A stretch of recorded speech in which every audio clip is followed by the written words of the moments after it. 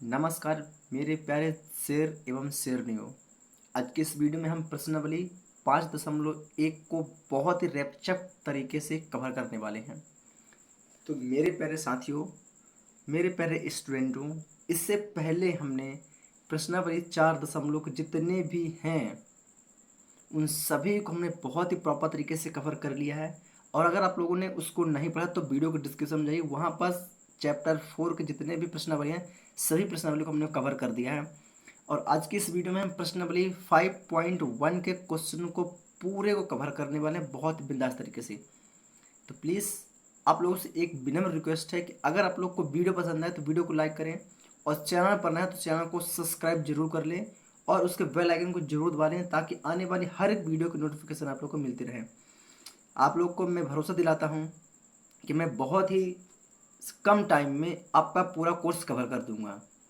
चलिए बात करते हैं इस वीडियो का। अपना पहला क्वेश्चन अब क्या कहता है, बस आप लोग सपोर्ट करिए, वीडियो को शेयर करिए, हो सके तो अपने फ्रेंड सर्कल ग्रुप में ज़्यादा से ज़्यादा शेयर करिए, अपने स्कूल ग्रुपों में शेयर करिए, है ना। चलिए तो यहाँ पर अपन क्या करते हैं प्रश्न पहला को पढ़ते हैं। तो यहाँ पर हमारा प्रश्न पहला क्या बोलता है कि निम्नलिखित कथनों में से कौन से कथन सत्य हैं और कौन से कथन असत्य हैं।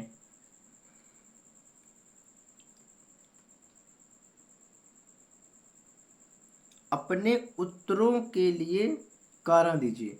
कहने का मतलब क्या है कि मान लीजिए हमारा पहला क्वेश्चन है, एक बिंदु से होकर केवल एक ही रेखा खींची जा सकती है, क्या यह सत्य है या असत्य।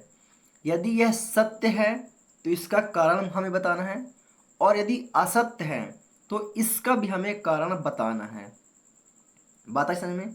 यही हमारा क्वेश्चन कह रहा है कि निम्नलिखित कथनों में से कौन से कथन सत्य है कौन से कथन असत्य है, अपने उत्तरों के लिए कारण दीजिए।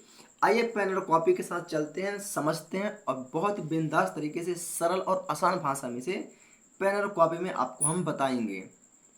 आइए बात करते हैं आगे अपने प्रश्न पेन और कॉपी के साथ। चलिए तो यहाँ पर हम लोग अपने पेन और कॉपी के साथ पहुँच चुके हैं। क्लियर। चलिए तो हमारा क्या है, ये न्यू एनसीईआरटी पैटर्न पर अपन पढ़ा रहे हैं, है ना। प्रश्नावली 5.1 है ना, क्लास 9 का मैथ है अपना, है ना। तो प्रश्न पहला क्या बोलता है, कौन सा कथन सत्य है और असत्य, इसका कारण सहित हमें उत्तर देना है। तो पहला बिंदु क्या कहता है अपना, बिंदु से होकर, एक मिनट, एक बिंदु से होकर, है ना, यहाँ पर डिस्टर्ब लिखा हुआ है ना।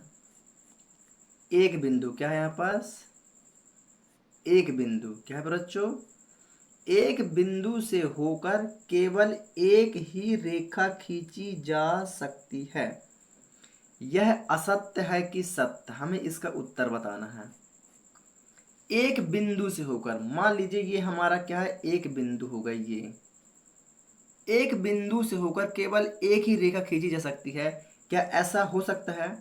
देखिए एक बिंदु से होकर हमने एक रेखा खींची, यहां से हमने यहां से दूसरी रेखा भी खींच दी, तीसरी रेखा भी खींच दी, चौथी रेखा भी खींच दी, पांचवी रेखा भी खींच दी, छठवीं रेखा भी खींच दी, सातवीं रेखा भी खींच दी, आठवीं रेखा भी खींच दी, नौवीं भी खींच दी, 10वीं भी खींच दी। मतलब एक बिंदु से अनंत रेखाएं खींची जा सकती हैं। कितनी, एक बिंदु से अनंत रेखाएं खींची जा सकती हैं।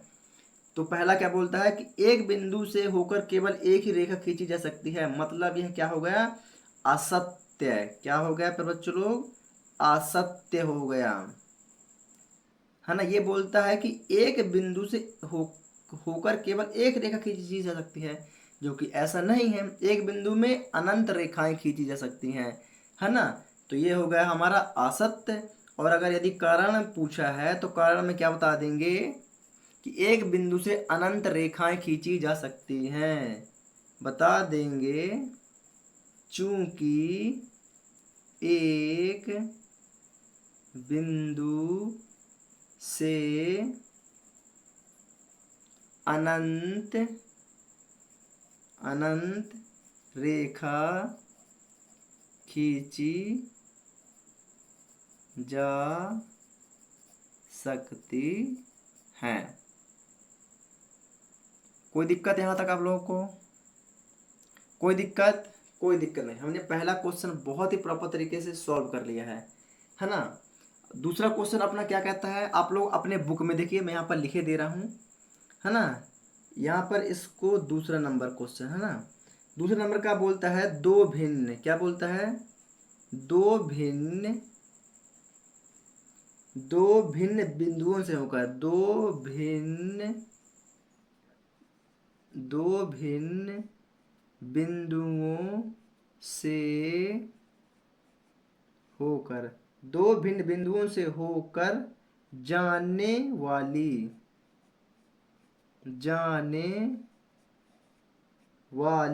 असंख्य रेखाएं हैं, जाने वाली, अरे यार डिस्टर्ब होता है, जाने वाली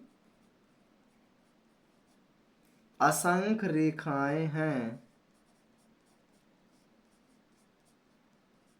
क्या बोलता है, दो भिन्न बिंदुओं से होकर जाने वाली असंख्य रेखाएं हैं, यह सत्य है कि असत्य। आइए मैं यहाँ पर बता देता हूँ, दो भिन्न बिंदु, दो भिन्न मतलब कि दो अलग अलग बिंदु, एक बिंदु ये हो गई और एक बिंदु ये हो गई, तो दो बिंदु से होकर जाने वाली असंख्य रेखाएं हैं। देखिए एक बिंदु ये और दूसरी बिंदु ये, तो इस बिंदु से होकर इस बिंदु तक कितनी रेखा गई, एक ही जा रही है ना। अगर हम दूसरी रेखा लेके जाएंगे तो क्या होगा, वह आपस में एक दूसरे को काटेगी, क्या करेगी, आपस में एक दूसरे को काटेगी, जो कि ऐसा नहीं होना चाहिए, जो कि ऐसा नहीं होना चाहिए।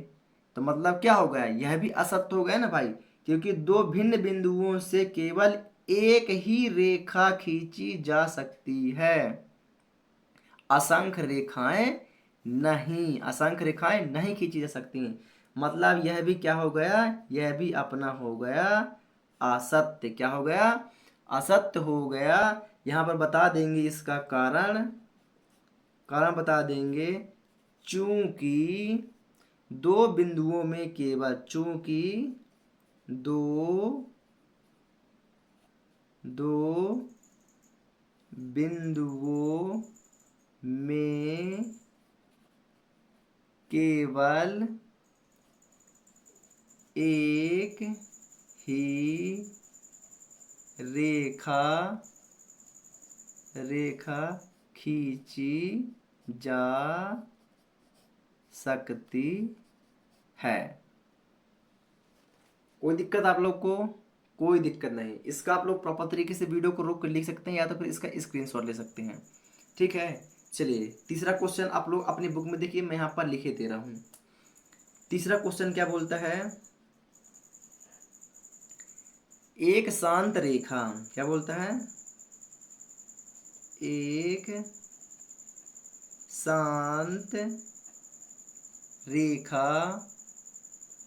शांत रेखा दोनों ओर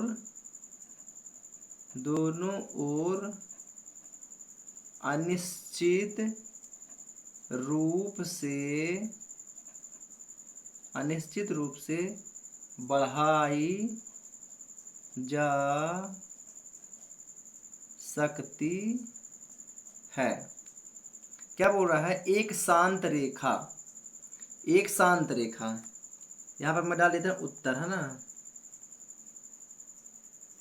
एक शांत रेखा मतलब कि ये हमारी हो गई क्या, एक शांत रेखा, ये ठीक है। शांत रेखा मतलब कि एक सीधी रेखा है ना, ये कहलाती है हमारी शांत रेखा। अब क्या बोलता है, एक शांत रेखा दोनों ओर से, मतलब एक ओर ये वाला और एक ओर ये वाला, अनिश्चित रूप से बढ़ाई जा सकती है। तो यहाँ पर क्या बोलूँगा, हाँ क्या होगी, इस रेखा को अगर खींच के हम चाहें तो जितनी बड़ी लंबी इसकी कर सकते हैं, और इधर से खींचे तो हम चाहें इसे कितनी भी लंबी कर सकते हैं। मतलब इसे हम अनिश्चित रूप से बढ़ा सकते हैं दोनों तरफ से, है ना। तो इसका आंसर क्या होगा, इसका आंसर होगा सत्य। क्या होगा पर बच्चों लोग, इसका आंसर होगा अपना सत्य। क्या होगा, इसका आंसर होगा अपना सत्य। और कारण हमें बता देंगे, क्या बता देंगे इसका कारण, इसका हम कारण बता देंगे कि हाँ शांत रेखा, शांत रेखा के दोनों ओर, शांत रेखा के दोनों ओर से, दोनों ओर से, दोनों ओर से अनिश्चित रूप से, अनिश्चित रूप से बढ़ाई जा सकती है। हाँ, शांत रेखा के दोनों ओर से अनिश्चित रूप से बढ़ाई जा सकती है ना, बढ़ाई जा सकती है ना। ये हमारा तीसरा क्वेश्चन भी बहुत ही प्रॉपर तरीके से हमने कर लिया है, कोई दिक्कत नहीं। अब बात करते हैं चौथे वाले की। आइए अपन चौथा क्वेश्चन देखते हैं। आप लोग अपनी बुक में देखिए, मैं यहाँ पर तब का लिखे दे रहा हूँ। चलिए, चौथा क्वेश्चन बोलता है यदि, क्या बोलता है, यदि दो वृत्त, क्या, यदि दो वृत्त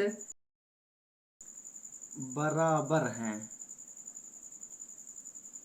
बराबर हैं, तो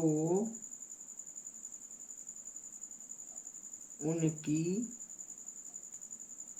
त्रिज्याएं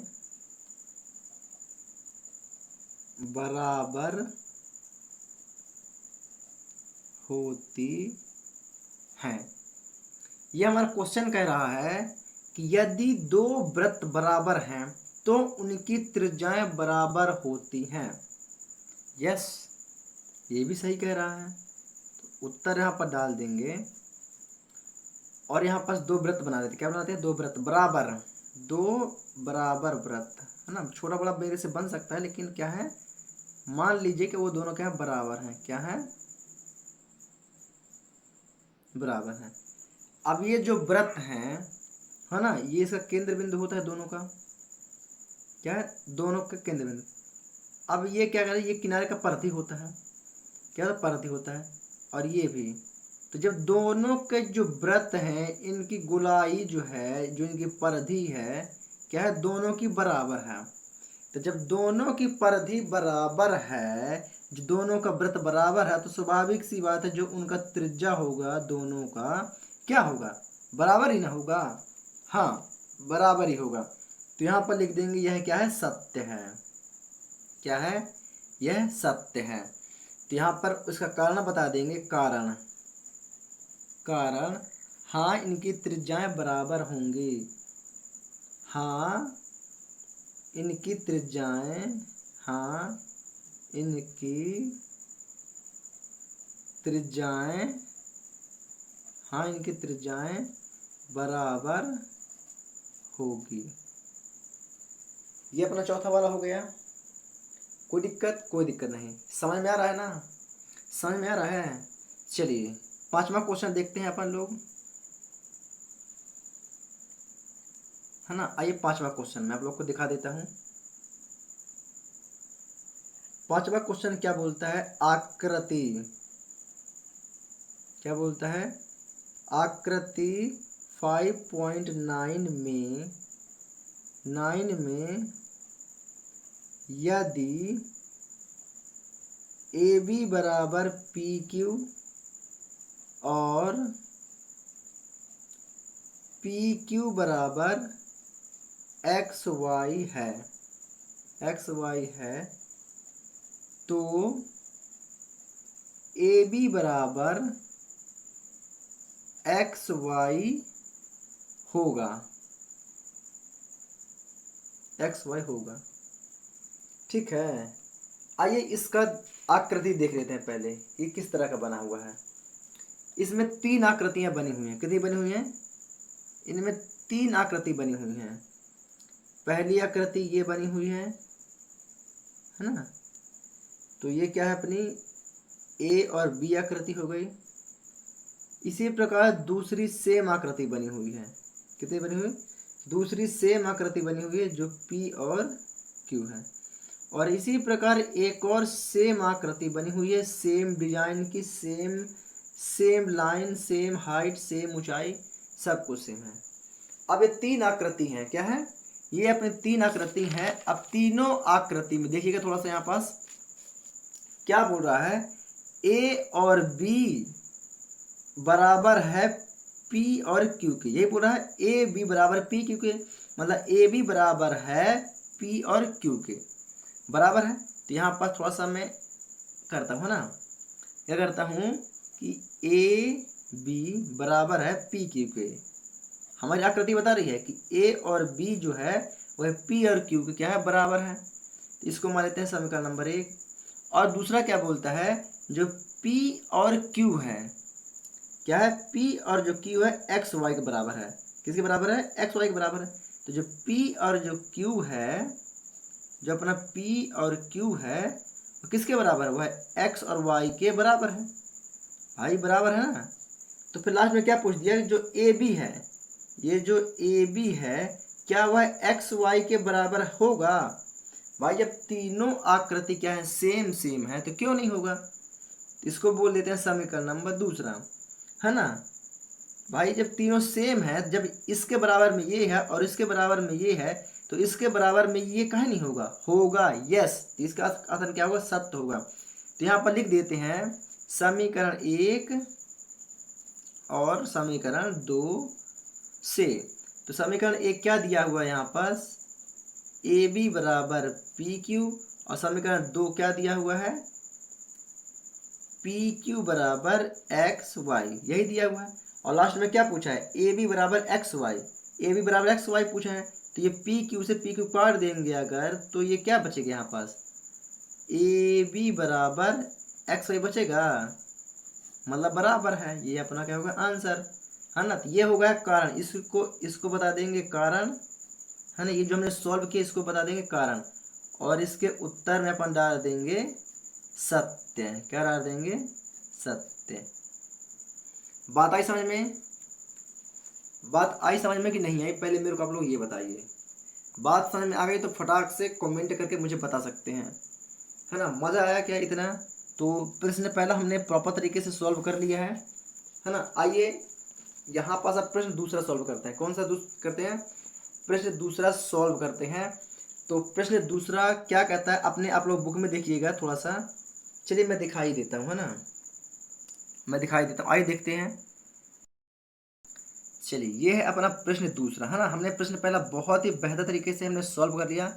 अब अपना प्रश्न दूसरा क्या बोलता है, क्या बोलता है फिर चलो, कि निम्नलिखित पदों में से प्रत्येक की परिभाषा दीजिए।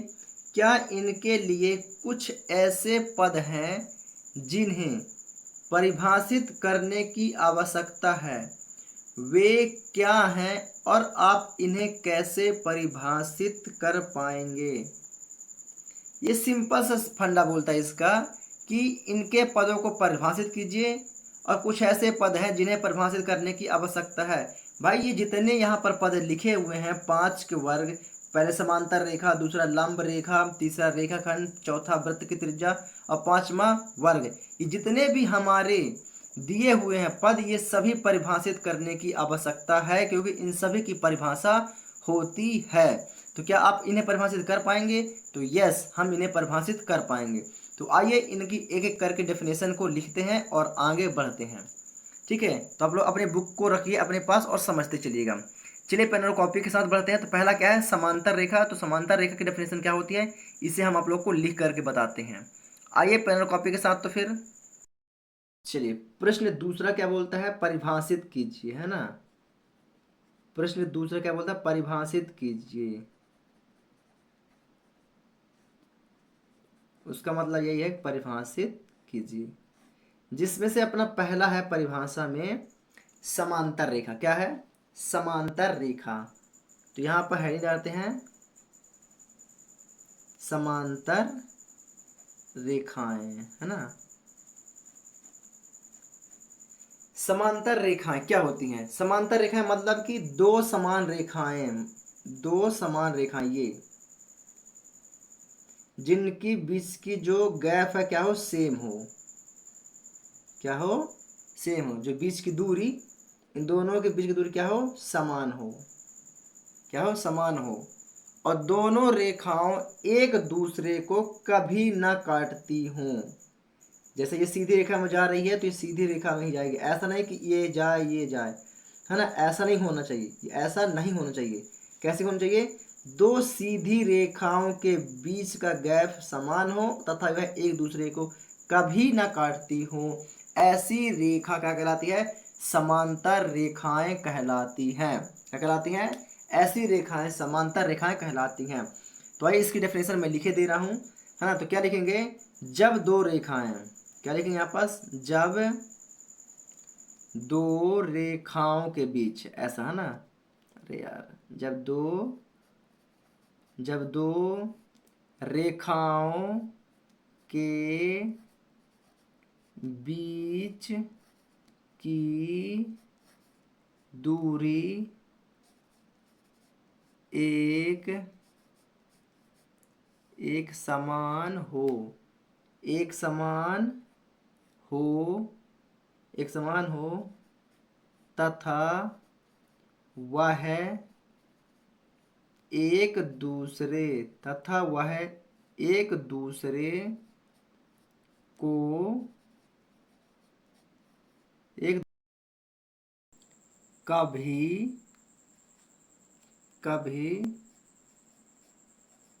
नहीं काटती, कभी नहीं काटती है, कभी नहीं काटती है, ऐसी रेखा, ऐसी रेखाएं, है ना, रेखाएं क्या कहलाती हैं? समांतर रेखाएं, समांतर रेखाएं कहलाती हैं। कोई दिक्कत, कोई डाउट आप लोग को?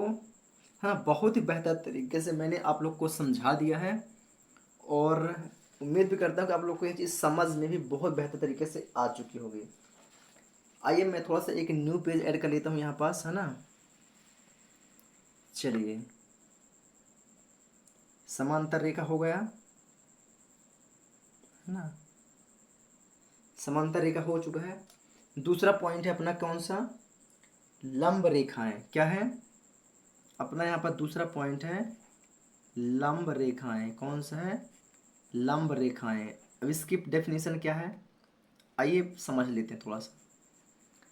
जब एक रेखा के ऊपर, थोड़ा सा मैं यहाँ पर डायग्राम से समझा देता हूँ। जब एक रेखा के ऊपर दूसरी रेखा, एक रेखा के ऊपर दूसरी रेखा लंबवत हो, क्या हो? लंबवत हो और उसके बीच 90 डिग्री का कोण बनता हो या 90 डिग्री का कोण बना दे, तो ऐसी रेखाएं लंब रेखाएं कहलाती हैं।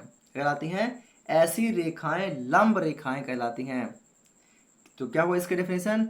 जब एक रेखा, जब एक रेखा जब एक रेखा दूसरी रेखा के ऊपर 90 डिग्री का क्या बना दे? कोण बना दे, तो उसे हम क्या बोलते हैं? उसे हम लंब रेखाएं बोलते हैं। एक रेखा के ऊपर दूसरी रेखा 90 डिग्री का लंब बना दे या 90 डिग्री का कोण बना दे, उसे हम लंब रेखाएं बोलते हैं। क्या बोलते हैं? उसे हम लंब रेखाएं बोलते हैं। कोई दिक्कत? कोई दिक्कत नहीं। चलिए, तो इस बार मैं रेड पेन से लिख देता हूँ, है ना। तो लंब रेखाएं किसे बोलते हैं? उत्तर में रख देंगे इसकी डेफिनेशन में। तो क्या बोलते हैं? जब एक रेखा, जब एक रेखा दूसरे रेखा के ऊपर, दूसरे रेखा के ऊपर 90 डिग्री का कोण बना दे, क्या बना दे? 90 डिग्री का कोण बना दे, तो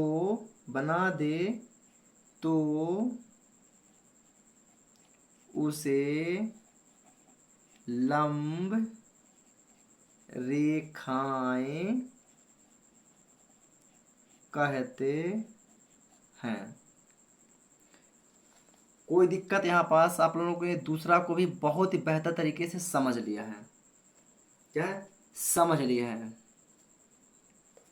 कोई दिक्कत? कोई दिक्कत नहीं। आइए तीसरा वाला को बात करते हैं। तीसरा वाला, है ना। तीसरा क्या है? तीसरा अपना रेखाखंड, क्या होता है रेखाखंड, रेखाखंड।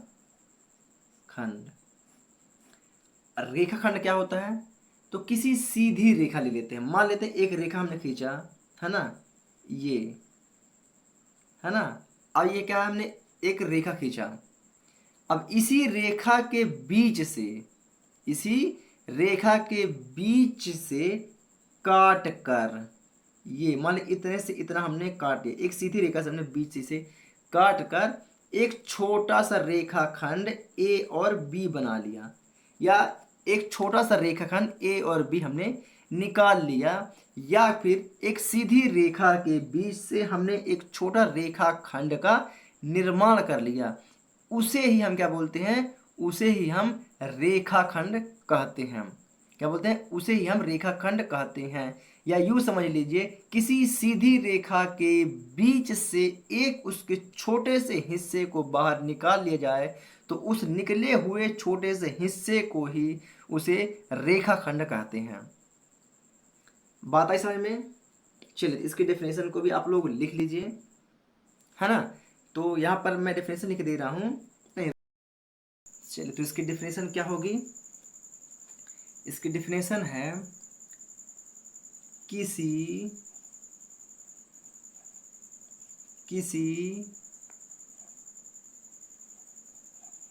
सीधी रेखा के बीच से काट कर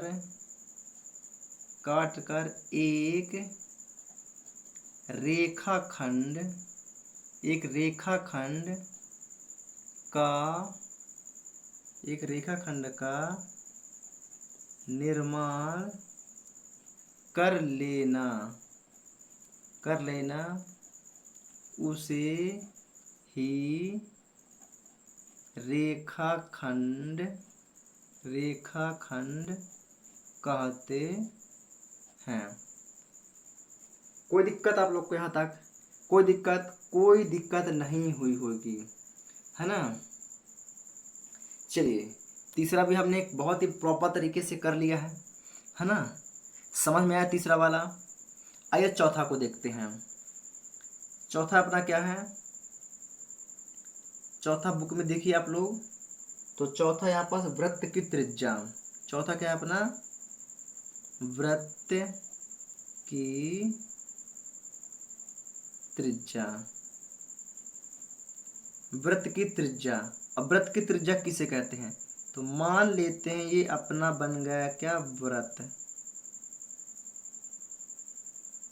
आइए इसका कहला गया केंद्र बिंदु, और ये इसके क्या कहलाती है, परिधि।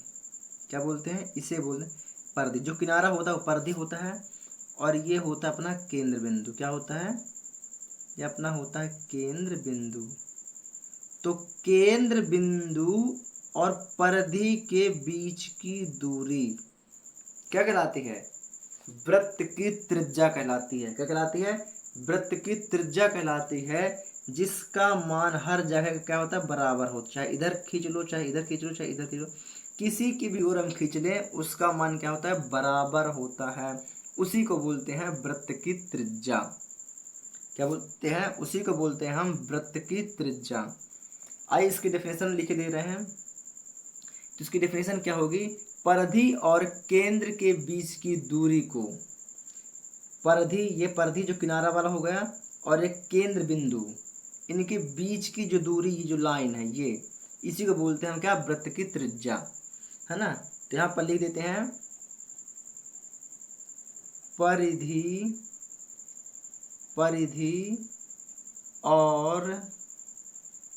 परिधि और केंद्र के बीच की दूरी को वृत्त की त्रिज्या कहते हैं। कोई दिक्कत, बहुत ही आसान तरीके से मैंने इसको भी आप लोग को बता दिया, सॉल्व करा दिया, है ना। आप लोग प्रॉपर तरीके से वीडियो को रोक के लिखते रहिएगा, है ना। इसे आप लोग ऐसा नहीं कि देख लिए समझ लिए और छोड़ दिए, ऐसा बिल्कुल भी नहीं करना है। प्रॉपर तरीके से वीडियो को रोकिए, लिखिए और समझिए। कोई दिक्कत नहीं। चलिए चौथा भी हमने कर दिया। अब यहाँ पर पांचवें की बात करते हैं। किसका? पांचवा। आइए पांचवा को समझते हैं।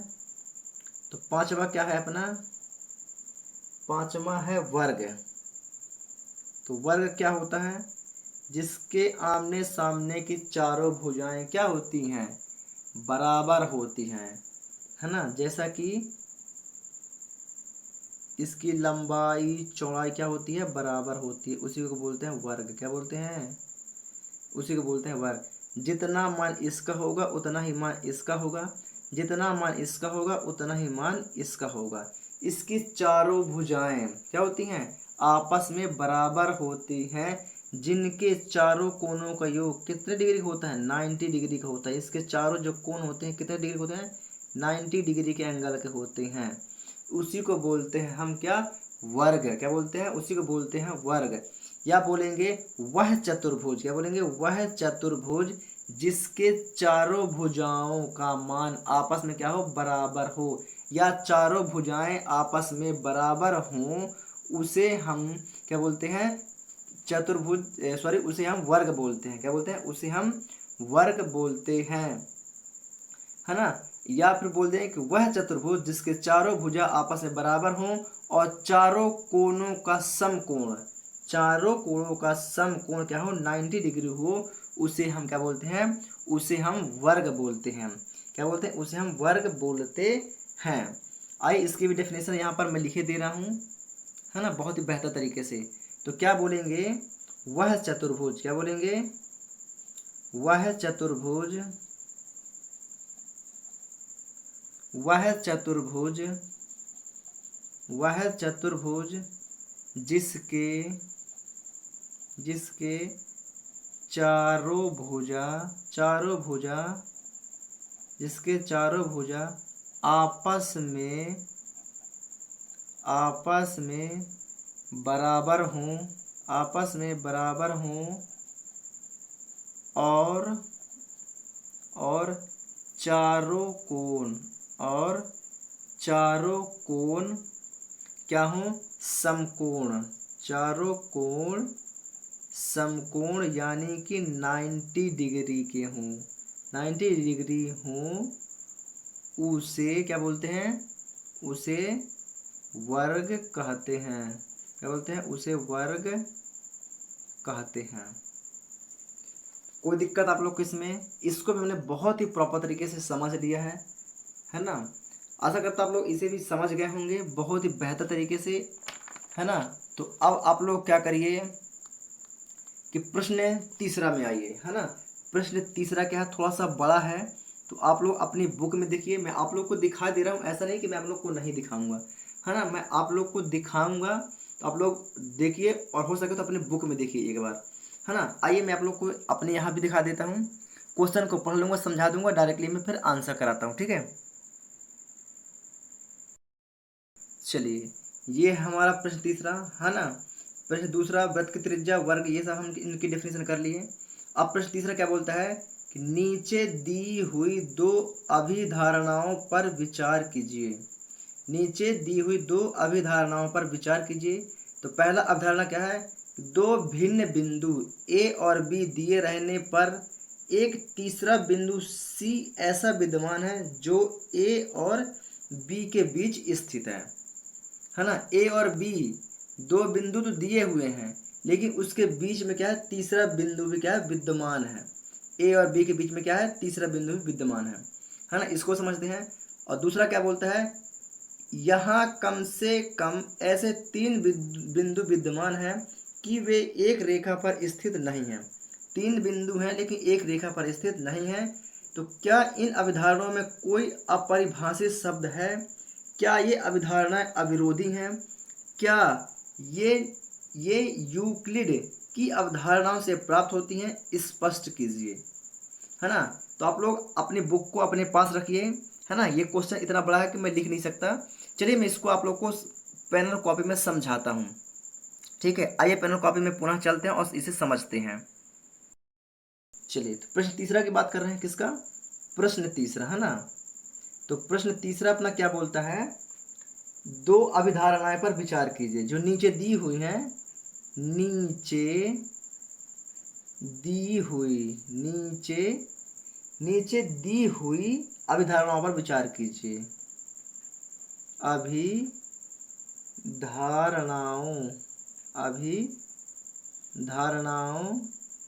पर विचार कीजिए। ठीक है, नीचे दी हुई अभिधारणाओं पर विचार कीजिए। तो पहली अभिधारणा क्या बोलती है?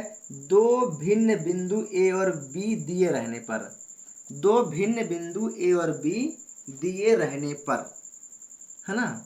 चलिए मान लेते हैं दो बिंदु ए और बी, ए और ये बी क्या है? दो भिन्न बिंदु हैं जो पहले से दी हुई हैं।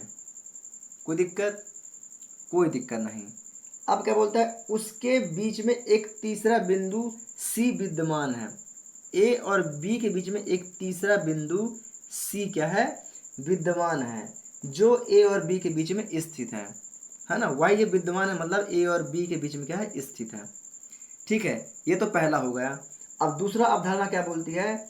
यहाँ कम से कम तीन ऐसे बिंदु हैं, तीन बिंदु विद्यमान हैं जो कि वह एक रेखा पर स्थित नहीं है। तीन बिंदु विद्यमान है, एक पहला बिंदु हो गया और ये दूसरा बिंदु हो गया और ये तीसरा बिंदु हो गया।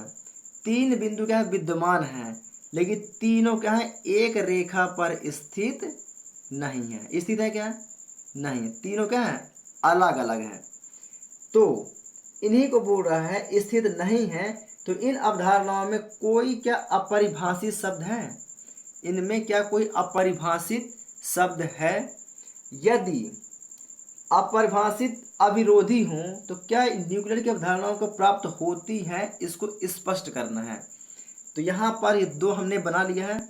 अब यहाँ पर इसका आंसर में लिख देंगे पहला नंबर, इसका उत्तर डाल के, है ना। क्या डालेंगे? उत्तर डालेंगे पहला।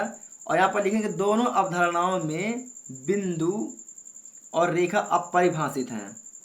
क्या बोलेंगे? अपरिभाषित। भाई बिंदु ए और बी है, उनके बीच में एक मध्य बिंदु सी है, तो यह क्या परिभाषित है?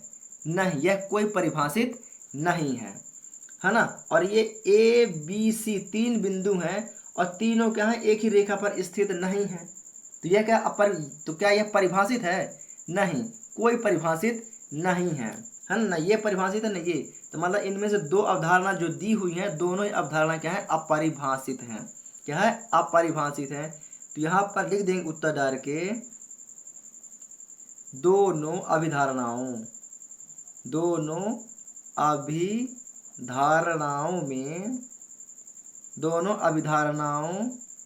में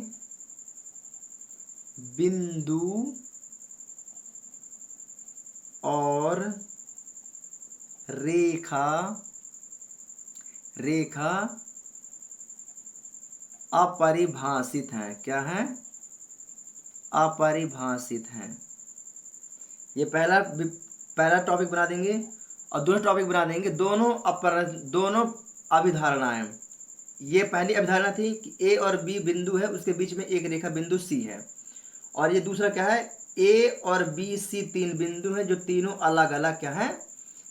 अलग अलग, एक ही रेखा पर नहीं है ना। ऐसे ही अलग अलग है।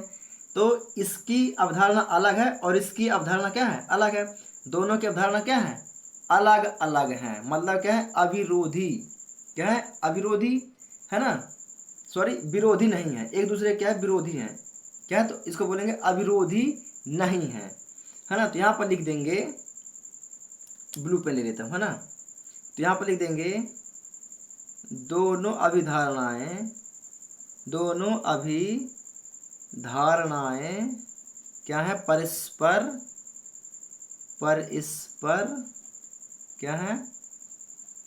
अविरोधी नहीं है। कोई दिक्कत? कोई दिक्कत नहीं। और तीसरा, और यहीं पर तीसरा मैं लिख देता हूँ, है ना। तीसरी इसकी अवधारणा होगी कि ये अभिधारणाएं ये अभिधारणाएं ये अभिधारणाएं यूक्लिड यूक्लिड के अभिग्रहीतों यूक्लिड के अभिग्रहीतों का अनुसरण नहीं करती, अनुसरण नहीं करती,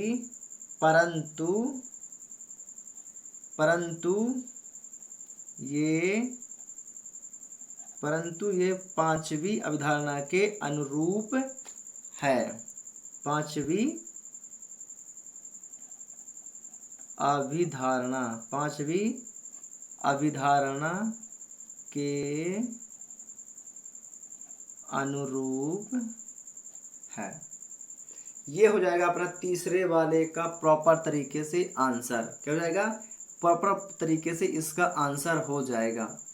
कोई दिक्कत नहीं है ना। चलिए तो चलते हैं प्रश्न चौथे की ओर। आइए एक बार प्रश्न चौथे को भी नजर मार लेते हैं। तो आप लोग प्रॉपर तरीके से वीडियो को रोक के इसका आप लोग प्रश्न तीसरा को जो क्वेश्चन है तीसरा आप लोग अपने बुक से देख कर लिख लीजिएगा और इसका आंसर बस इतना ही है। ठीक है, चलिए एक बार प्रश्न चौथा को नजर मार लेते हैं। प्रश्न चौथा अपना क्या कहता है, उसके बाद चलेंगे प्रश्न पांचवें की ओर। आइए, हमने प्रश्न तीसरा नीचे दिए अवधारणाओं पर विचार बहुत ही प्रॉपर तरीके से शानदार तरीके से हमने कर लिया है। अब बात करते हैं प्रश्न चौथा। तो अपना प्रश्न चौथा क्या बोलता है, यदि दो बिंदु ए और बी के बीच एक बिंदु सी ऐसा स्थित है, क्या है? सी ऐसा स्थित है कि AC बराबर BC है, तो सिद्ध कीजिए कि AC बराबर 1/2 AB, मतलब AC का मान हाफ AB है। एक आकृति खींचकर इसे स्पष्ट कीजिए, है ना। यदि दो बिंदुओं A और B के बीच एक बिंदु C स्थित है, तो AC बराबर BC है, तो सिद्ध कीजिए कि AC का मान 1/AB मतलब हाफ AB है, तो एक आकृति खींचकर इसे स्पष्ट कीजिए। समझ गया क्वेश्चन को? आइए पेन और कॉपी के साथ चलते हैं, है ना।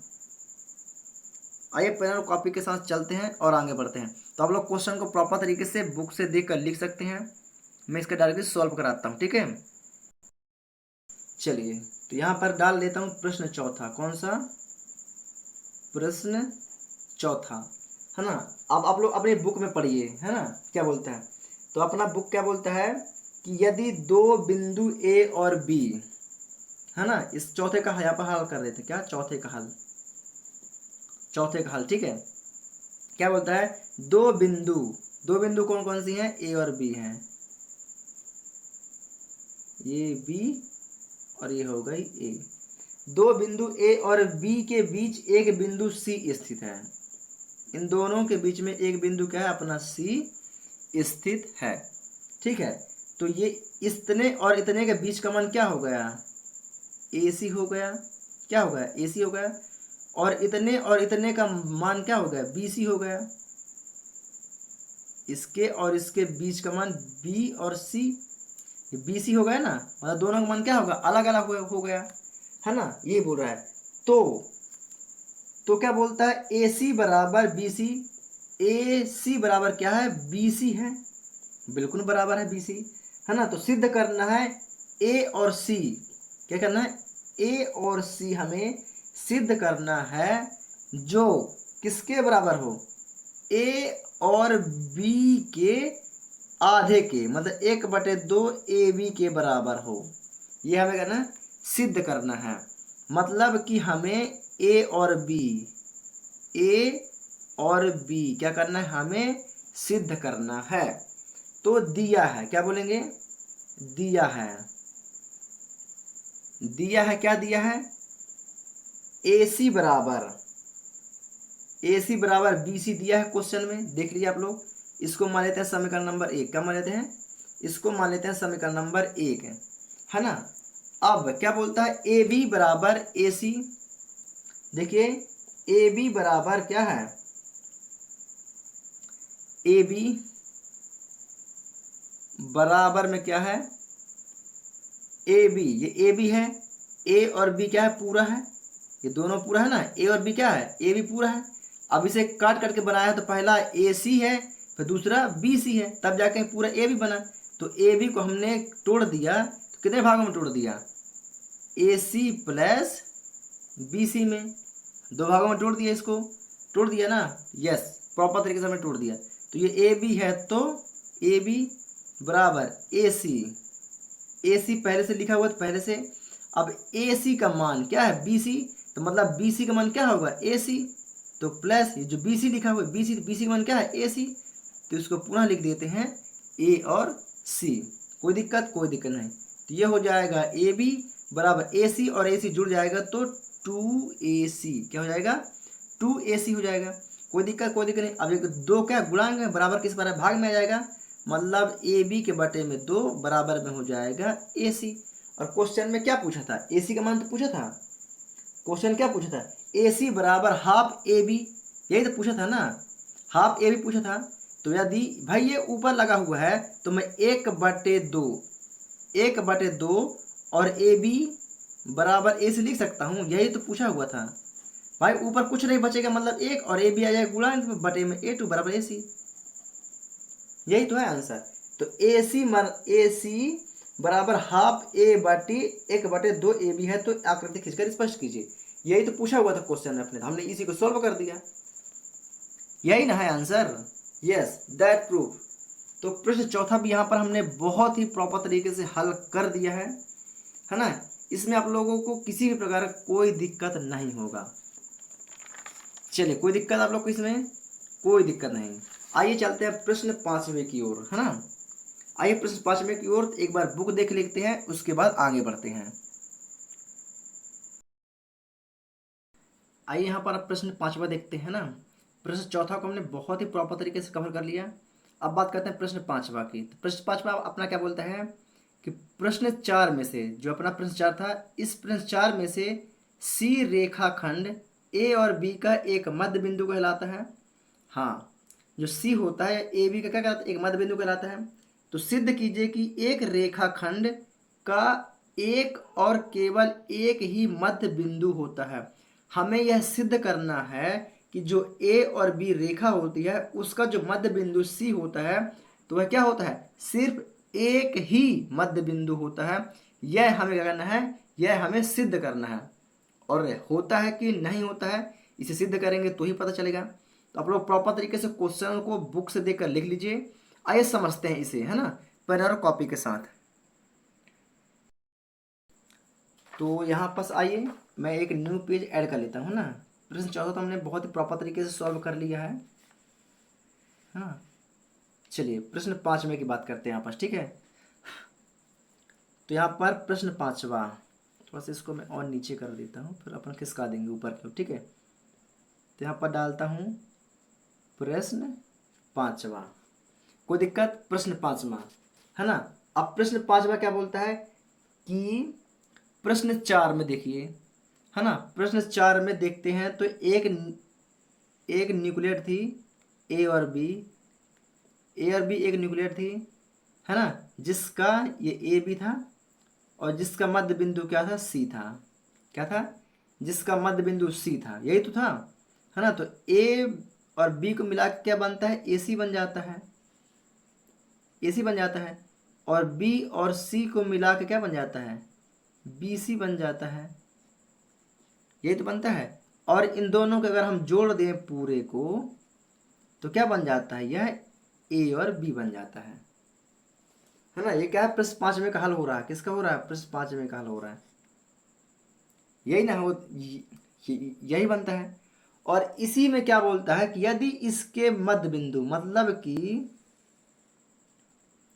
क्या बोलता है, ए और बी के बीच का यदि मध्य बिंदु हम क्या मान लें, सी डैश मान लें, क्या मान लें, इसका मध्य बिंदु हम सी डैश मान लें, तो क्या होगा, इसके बीच का जो मान आएगा तो ए सी डैश आएगा कि नहीं आएगा, ए सी डैश आएगा। और इसके बीच का मान क्या आएगा, बी सी डैश आएगा, यही ना आएगा। आएगा कि नहीं आएगा, यही आएगा। और यदि दोनों को हम लोग जोड़ दें तो क्या होगा, ये ए और बी बन जाएगा, लेकिन बीच में डैश, यहाँ पर सिर्फ सी, यहाँ पर सी डैश, है ना। ये दोनों को अंतर समझना है। चलिए तो आगे बढ़ें। तो हल में क्या लिखेंगे अपन, हल में लिखेंगे कि बिंदु सी रेखाखंड, बिंदु सी जो है वह रेखाखंड ए और बी का क्या है, मध्य बिंदु है। क्या है, मध्य बिंदु है। और यह तभी कहलाएगा जब ए सी बराबर बी सी होगा। इसको लिखना पड़ेगा। तो यहाँ पर लिखेंगे बिंदु सी, क्या लिखेंगे, बिंदु सी रेखाखंड, बिंदु सी रेखाखंड ए बी का मध्य बिंदु, ए बी का मध्य बिंदु तभी कहलाता है जब ए सी बराबर हो किसके, बी सी के, ए सी बराबर हो बी सी के। अब मान लिया, अब क्या मान लिया, कि ए और बी का जो एक अन्य बिंदु है, जो अभी सी था, अभी सी बिंदु था, अब उसको अगर हम सी डैश मान लें, क्या मान लें, सी डैश मान लें। आइए आगे बढ़ते हैं, है ना। तो यदि मैं यहाँ पर मान लेता हूँ, अब मान लिया कि रेखा, क्या मान लिया, रेखा ए बी का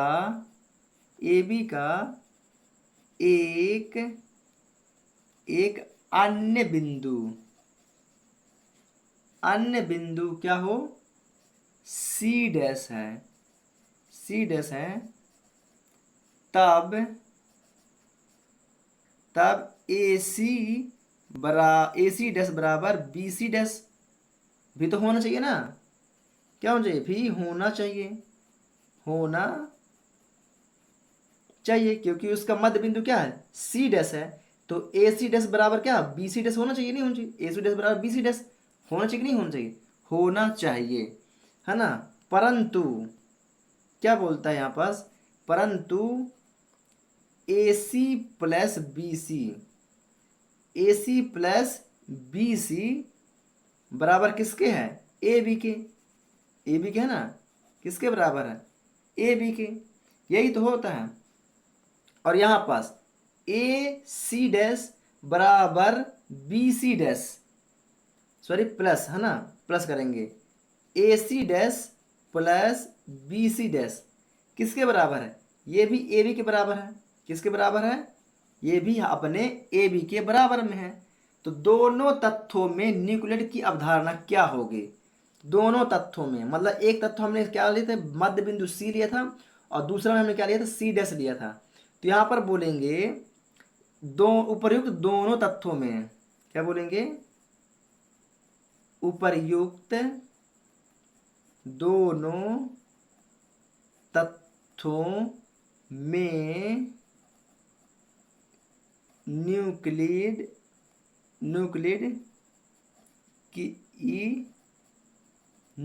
की अभिधारणा से, तो पहली अवधारणा क्या है, ए सी प्लस बी सी, यही है।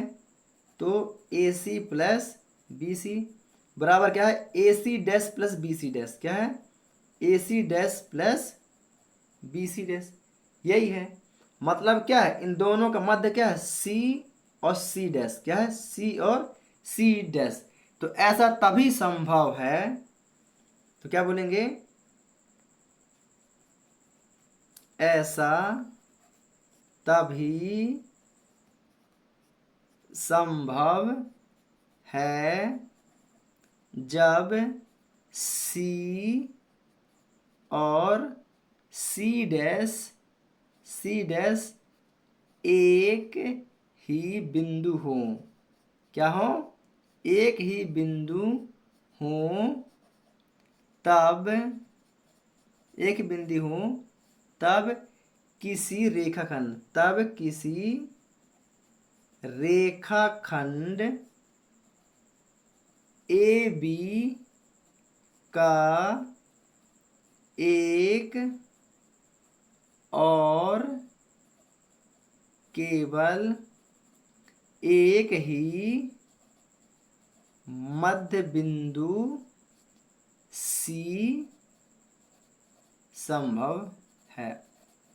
अपना आंसर बस इतना ही लिखना है प्रश्न 5वें के आंसर में। कोई दिक्कत नहीं, है ना। तो यही तो पूछा था कि क्या यह संभव है कि इसका केवल एक ही मध्य बिंदु होता है। यह संभव है रेखाखंड में। तो यह तभी संभव है कि जब इसका ए और बी का मध्य बिंदु केवल और केवल सी होगा, मध्य बिंदु, तभी यह क्या होगा, यह संभव होगा, अन्यथा यह संभव नहीं होगा।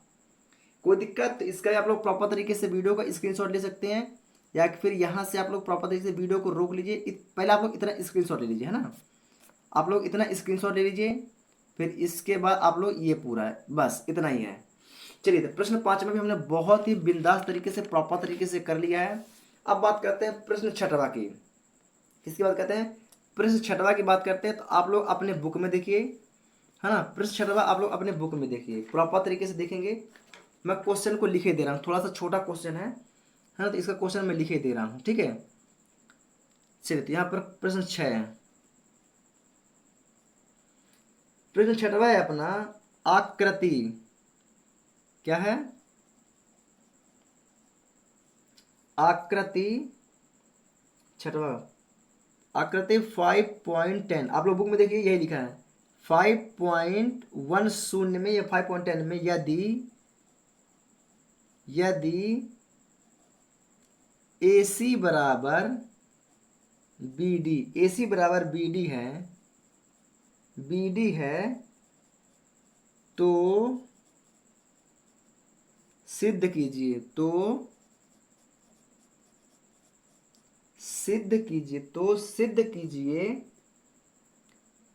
कि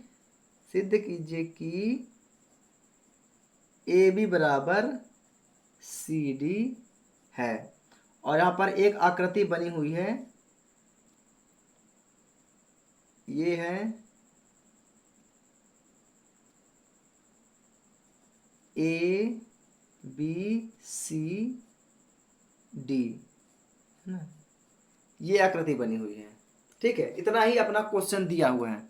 आइए इसको सॉल्व करते हैं, है ना। तो देखिए यहाँ पास AC बराबर क्या है, BD दिया हुआ है। देखिए A और C, जितना मान A और C का है उतना मान किसका है, ये जो B है और D है, क्योंकि मध्य में क्या है, देखिए जितनी लंबाई A और C की है उतनी लंबाई B और D की है, ये दिया हुआ है। तो हमें ज्ञात क्या करना है, A और B बराबर C और D हमें ज्ञात करना है। A और B बराबर हमें C और D ज्ञात करना है। कोई दिक्कत? कोई दिक्कत नहीं, है ना। तो यहाँ पर बोलेंगे हल करेंगे, हल दिया है, क्या बोलेंगे, दिया है। क्या दिया हुआ है, यहाँ पहले से दिया हुआ है AC बराबर BD, जितना मान A और C का है उतना मान ये B और D का है ना। दोनों का मान क्या है, बराबर है ना। तो दोनों पक्षों में BC घटाने पर, दोनों पक्षों में, एक पक्ष ये होगा और दूसरा पक्ष ये होगा, तो दोनों पक्षों में BC क्या करेंगे, घटाने पर, है ना। तो यहाँ पर लिख देंगे दोनों पक्षों में BC घटाने पर। देखिए ये B और C क्या है, इतना छोटा सा पक्ष है।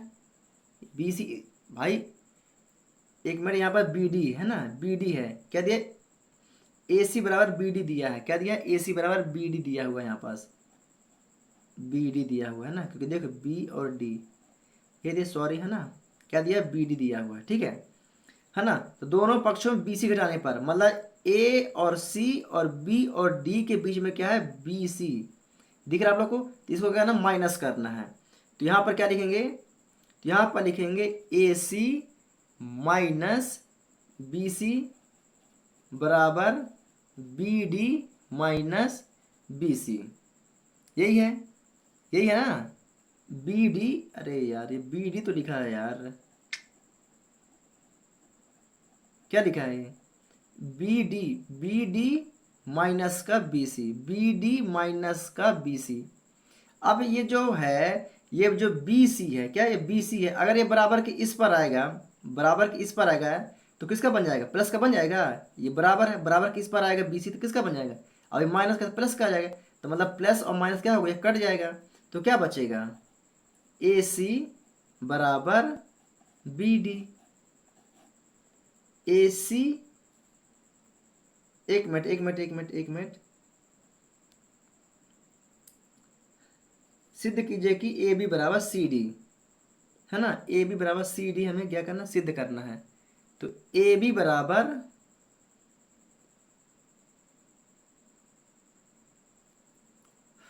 एक मिनट कहीं पर डिस्टर्ब हुआ है थोड़ा सा, एक मिनट, है ना, हमने डिस्टर्ब काट दिया, ठीक है। देखिए ये माइनस का बी और ये प्लस का बी, ये कट जाएगा, और यहाँ पास ये जो सी है, ये सी काटना था, क्या सी काटना था ना, तो माइनस का सी और प्लस का सी ये कट जाएगा, प्लस माइनस का सी यहाँ कट जाएगा और प्लस माइनस का बी यहाँ कट जाएगा, है ना। तो ये क्या बचेगा, ए और बी बचेगा यहाँ पास, है ना, ये ए और बी बचेगा यहाँ पास। तो ये होगा ए बी बराबर ये सी और डी, सी और डी, है ना, ये चाहिए था, सॉरी, है ना। तो ये चाहिए ए बी बराबर सी डी, तो ए बी बराबर सी डी अपना आंसर। यहाँ पास थोड़ा सा मैं जल्दी जल्दी कर देता हूँ, ठीक है। दिया है, दिया है, क्या दिया है, ए सी बराबर हमें बी डी दिया हुआ है ना। तो दोनों पक्षों में, दोनों पक्षों में बी सी घटाने पर, बी सी घटाने पर, ठीक है। तो ए सी माइनस का बी सी बराबर, यहाँ पर बी डी लिखा है तो माइनस का बी सी घटाने पर ये वाले सी से ये वाला सी कट जाएगा, ये प्लस माइनस का, ये वाला बी, ये वाला माइनस प्लस माइनस का कट जाएगा, तो ये बचेगा ए बी, क्या बचेगा यहाँ पर बचेगा ए बी बराबर का ये सी और डी या डी सी, है ना, यही बचेगा यही बचेगा, ये अपना हो जाएगा आंसर, है ना। इसको कट कर दीजिए, ठीक है। आया समझ में, आया समझ में। तो प्रश्न 6वां भी हमने बहुत ही प्रॉपर तरीके से कंप्लीट कर लिया है ना। चलिए कोई दिक्कत, कोई दिक्कत नहीं। आइए बात करते हैं प्रश्न 7वां क्या कहता है अपना, है ना। प्रश्न 7वां को लेकर के आगे बढ़ते हैं। चलिए तो प्रश्न 7वां क्वेश्चन लिख देता हूं मैं, है ना। चलिए प्रश्न 7वां क्वेश्चन लिख दे रहा हूँ, ये भी ज़्यादा बड़ा नहीं है, ठीक है। इसका आप लोग वीडियो का स्क्रीनशॉट ले दीजिए या वीडियो को रोक कर लिख लीजिए, ठीक है। चलिए आगे बढ़ते हैं। प्रश्न 7वां यहाँ पर लिखा है,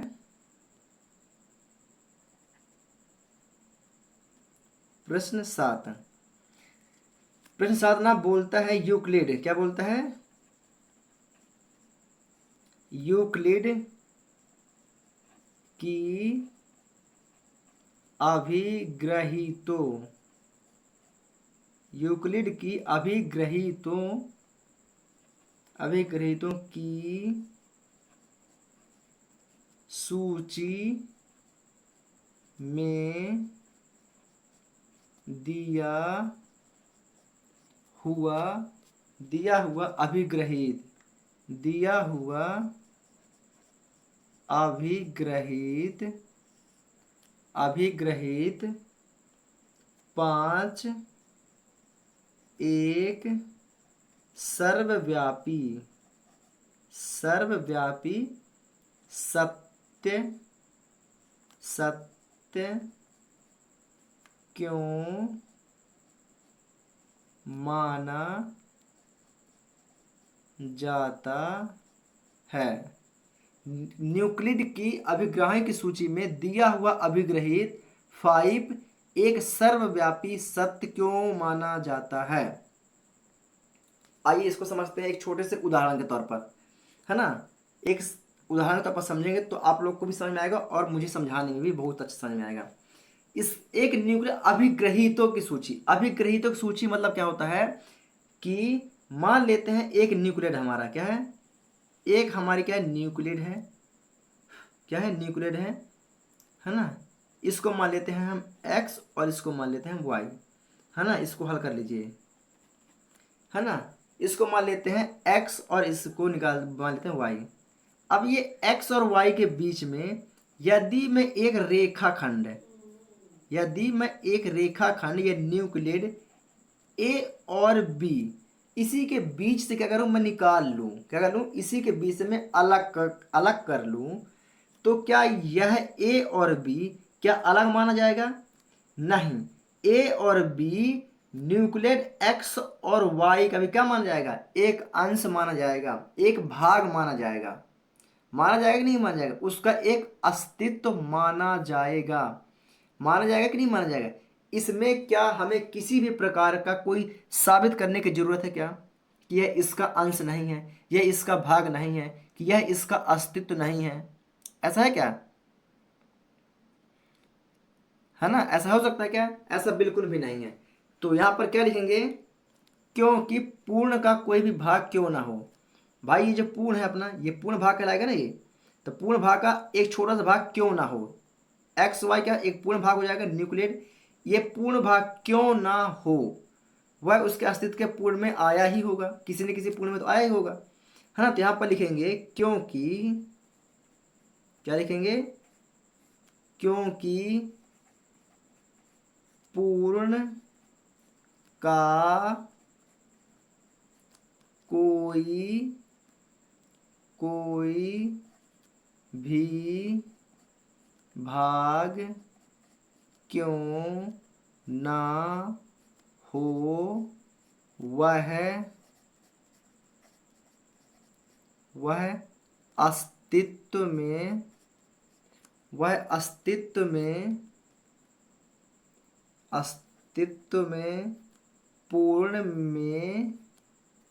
पूर्ण में आया होगा, तब इसके लिए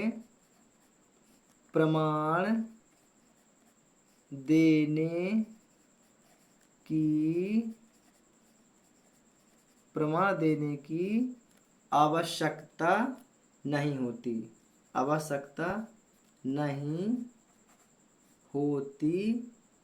होती।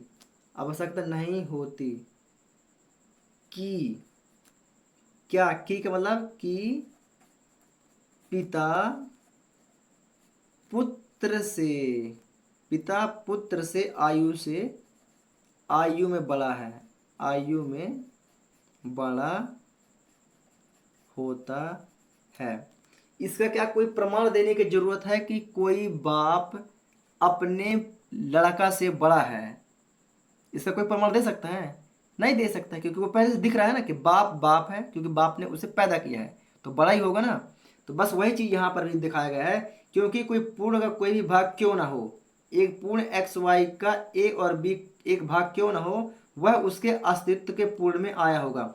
यस, एक्स और वाई के बीच के अस्तित्व के बीच में ए और बी आया होगा, तब इसके लिए वह प्रमाण देने की आवश्यकता नहीं होती है, क्योंकि इसी के बीच का भाग है। ठीक उसी प्रकार एक उदाहरण दे दिया है कि पिता पुत्र की आयु में बड़ा होता है। इसका कोई उदाहरण देने की क्या कोई प्रमाण देने की आवश्यकता है क्या? नहीं, इसका प्रमाण देने की कोई आवश्यकता नहीं है। तो अतः क्या बोलेंगे? अतः यह पूर्ण